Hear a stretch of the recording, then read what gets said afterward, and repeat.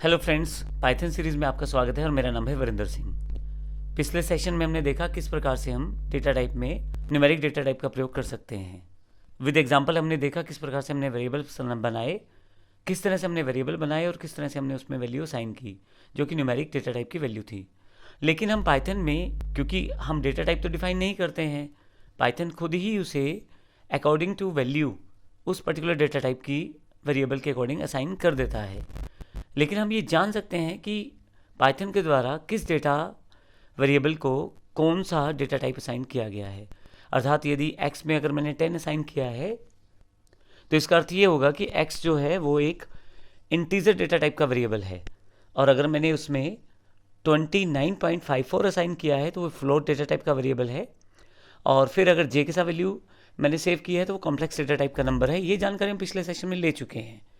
इस सेशन में हम देखने वाले हैं कि किस तरह से हम प्रिंट आउट में ये चेक कर सकते हैं कि कौन सा वेरिएबल किस डेटा टाइप का है।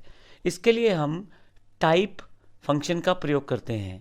फंक्शंस की जानकारी हम आने वाले सेशन में लेने वाले हैं, लेकिन अभी केवल जैसे हम प्रिंट फंक्शन का प्रयोग करते हैं किसी वैल्यू को प्रिंट करवाने के लिए, उस तरह टाइप फंक्शन का प्रयोग करते हैं हम किसी भी वेरिएबल की डेटा टाइप की जानकारी के लिए। प्रैक्टिकल रूप में इसे अच्छी तरह से समझते हैं।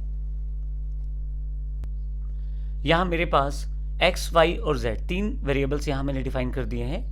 x में मैंने 10 स्टोर किया है, y में 20.12 अर्थात 20.12 स्टोर किया है, और z में 4j एक वैल्यू स्टोर की है। x हमारे पास न्यूमेरिक डेटा टाइप स्टोर करता है इंटीजर डेटा टाइप के अकॉर्डिंग, y में न्यूमेरिक डेटा टाइप स्टोर है लेकिन फ्लोट डेटा टाइप के अकॉर्डिंग, और z में न्यूमेरिक डेटा टाइप स्टोर है लेकिन कॉम्प्लेक्स डेटा टाइप के अकॉर्डिंग।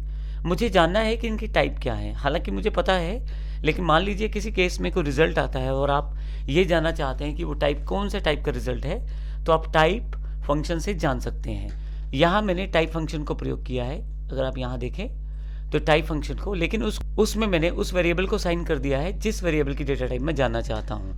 पहले मैंने x असाइन कर दिया है टाइप में, फिर y असाइन कर दिया है, फिर z असाइन कर दिया है। तो टाइप फंक्शन पहली बार में मुझे इस वेरिएबल का डेटा टाइप देने वाला है, फिर y का और फिर z का। अब यहाँ ध्यान रखिए, ये जानने के लिए आउटपुट को मैंने प्रिंट करवा दिया है प्रिंट फंक्शन के साथ। अब यहाँ देखें, प्रिंट के साथ इस डेटा टाइप जो भी टाइप फंक्शन के द्वारा वापस दी जाएगी उसे प्रिंट करवाने के लिए मैंने प्रयोग किया है।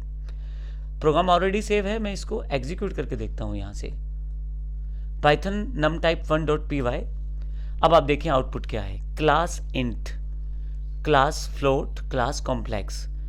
जो x वेरिएबल है उसकी जो क्लास है या जो डेटा टाइप है, एक तरह से मैं इसे ऐसा कह दूं तो वह इंटीजर है।